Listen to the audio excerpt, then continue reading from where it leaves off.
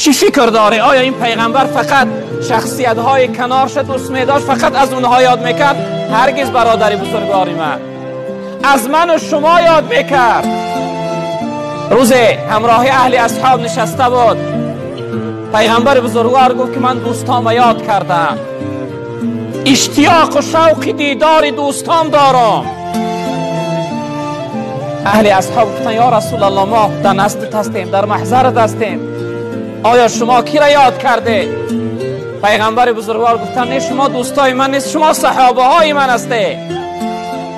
دوستای من شخصیت های هستند که بعد از من به دنیا را می آیند، من نادیده به من ایمان می آرم، من اونها را یاد کردم.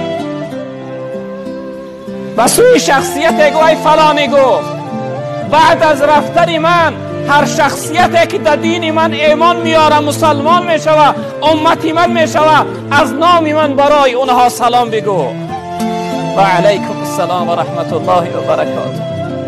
از نام من بگو که محمد و رسول الله هر یک کدام شما را، شخصیت هایی که امروز جمع آمده سلام گفت. پیغمبر بزرگوار من و شما را سلام گفت، شنو گفت ای فلان حرفی نهانم، سلامم را رسان بر امتانم.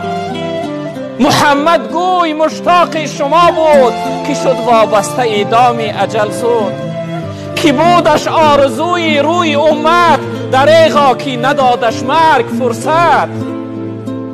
چنین گفته از عالم چشم پوشید، زی عزرائیل شراب مرگ نوشید. به جان دادن نبودی غم ز جانش، بخوردی غم برای امتانش.